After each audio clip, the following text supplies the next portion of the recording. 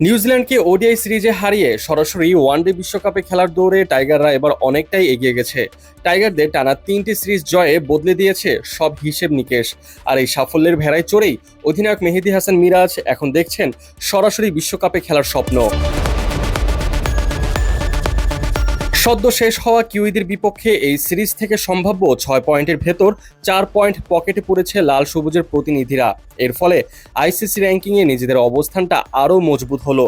বর্তমানে 83 পয়েন্ট নিয়ে বাংলাদেশ অবস্থান করছে নবম স্থানে।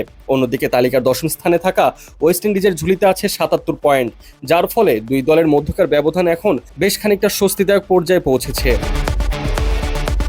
অথচ কয়েক মাস আগেও যেখানে সরাসরি বিশ্বকাপ খেলা নিয়ে এক ধরনের অনিশ্চয়তা কাজ করেছিল, সেখানে ধারাবাহিক পারফরমেন্স ও টানা 3 সিরিজ জয়ে সব হিসেব নিকেশ বাংলাদেশের পক্ষে আসতে থাকে। প্রথমে ক্যারিবীয়দের বিপক্ষে মাঠের লড়াইয়ে জয়, এরপর পাকিস্তানকে কুপোকাত করা, আর সর্বশেষ নিউজিল্যান্ডকে হারানো। এই প্রতিটি ধাপই বাংলাদেশকে সরাসরি বিশ্বকাপের টিকিট পাওয়ার দৌড়ে অনেকটাই এগিয়ে দিয়েছে। আসন্ন 2027 বিশ্বকাপে সরাসরি অংশগ্রহণের বিষয়টি চূড়ান্ত হবে আগামী বছর 31শে মার্চ আইসিসি র্যাঙ্কিংয়ের উপর ভিত্তি করে।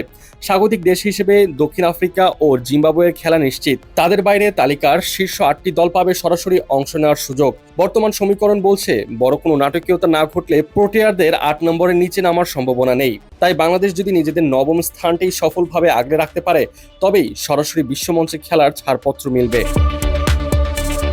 অবশ্য সামনে অতটাও সহজ পথ নয়। বাংলাদেশের পরবর্তী চ্যালেঞ্জ হচ্ছে বিশ্ব ক্রিকেটের অন্যতম পরাশক্তি অস্ট্রেলিয়া। এরপর লড়তে হবে র্যাঙ্কিংয়ের শীর্ষে থাকা ভারতের বিপক্ষে। তবে স্বস্তির বিষয় হলো, দুটি সিরিজে আয়োজিত হবে দেশের মাটিতে। মিরপুর বা চট্টগ্রামের চেনা কন্ডিশনে খেলতে পারাটা দলের জন্য বাড়তি পাওয়া। শক্তিশালী এই দলগুলোর বিপক্ষে জয় পেলে রেটিং পয়েন্ট অনেকটাই লাফিয়ে বাড়বে, কিন্তু হারের ক্ষেত্রেও পয়েন্ট কমার ঝুঁকি থাকবে।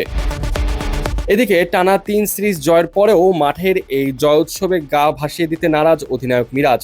সামনে যে কয়টা ম্যাচ আসবে প্রত্যেকটাতেই ম্যাচ বাই ম্যাচ ভালো খেলার চিন্তা অধিনায়কের।